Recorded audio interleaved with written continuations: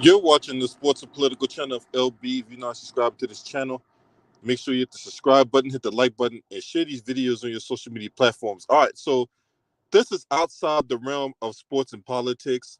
Um, I do like comic books. I do like reading comic books. I do like the origins behind the characters. And in that, we're going to talk about a development that surfaced a few days ago, and that is Jonathan Majors, the man who played the Marvel baddie in the recent movies, Kang the Conqueror. He will remain as Kang the Conqueror, as the Marvel Cinematic Universe president, Kevin Feige, and you know they basically decided to keep him as Kang. So, amid the controversy with he has assault allegations against him,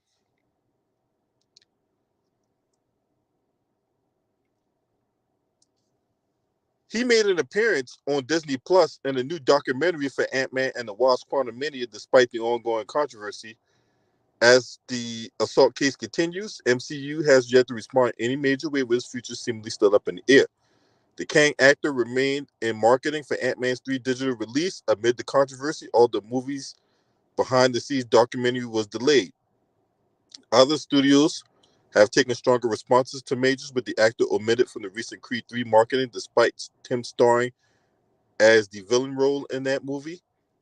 Uh, Marvel Studios' assembled documentary about the making of Ant-Man and the Wasp: Quantumania was finally released on July 19th and included footage of Jonathan Majors amid his ongoing controversy and abuse case.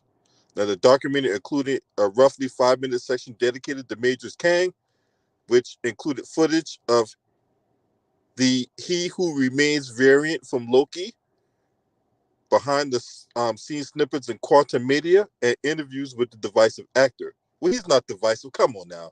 Stop that. He's not divisive. The actor commented on joining Ant-Man's franchise, explaining how he had the benefit of stepping into the song that was already playing.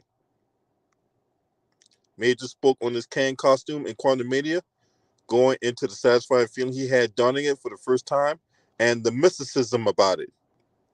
Outside the dedicated Kang section of the assembled documentary, Major's role in the special is limited, with no further interview segments included. So, the Marvel Studios delayed Ant-Man 3's assembled documentary from his original June 14th release without any word, which most assume was due to the Jonathan Majors controversy and a desire to dial his role back or give any praise to him. Although Kang was discussed and featured in the special, with Major speaking on his MCU villain, the actor and his performance weren't mentioned or praised by any of the movie's cast or crew.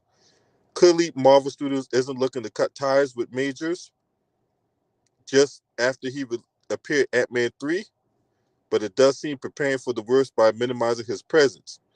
Only time will tell what action the studio may take when it comes to Loki Season 2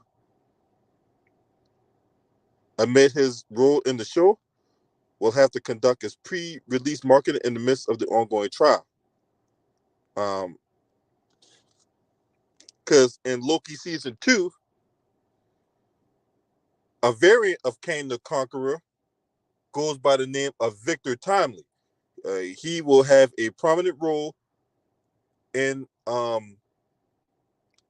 Season 2 of Loki. Now, I'm not going to get into the details behind Victor Timely and all that. I'll do that in another video. But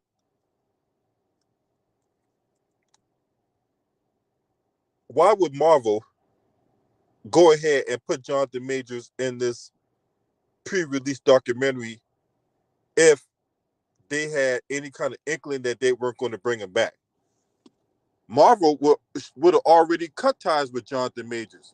You see how all these other studios and all these other companies who was willing to work with Jonathan Majors, and when that allegation came out against him, they dropped him like a like a hot potato. Like he was gone just like that. All the deals with the Army, future movie projects, he wouldn't appear to Creed 3, none of that stuff. He would have been done just like that. But Marvel decided that, look, we're going to look further into this and then we'll make our decision. And I think the right call was made to keep Jonathan Majors inside the MCU because he didn't do anything wrong. If anything, Jonathan Majors was the victim. If there was anybody that was a victim, but not this woman here who was supposedly his ex-girlfriend, made up all that stuff to protect her own hide, but yet leave Jonathan Majors out there for public consumption and public excoriation.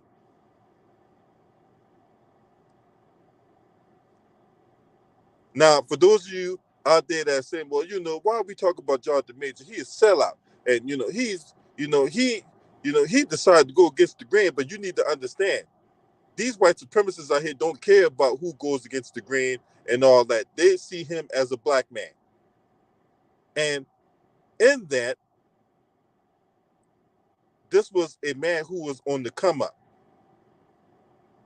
Because one thing we understand, as quick as they willing to prop you up and make you out to be the greatest thing since sliced bread, as quick as they are to build you up, they're just as quick, if not quicker, to destroy you. So whatever you think of Jonathan Majors as a sellout or whatever, just understand, it's deeper than rap. It's deeper than rap. But good on Jonathan Majors for fighting back and getting his name cleared. Because at the end of the day, that's all you have. When all the money, all the hoes, all the glitz, glamour, and fame is gone, what will you have left to call your own? And the only thing that, in my estimation, that you should be able to have to call your own when all the money, all the fame, all the women, all the material things is gone, is your name and your respect.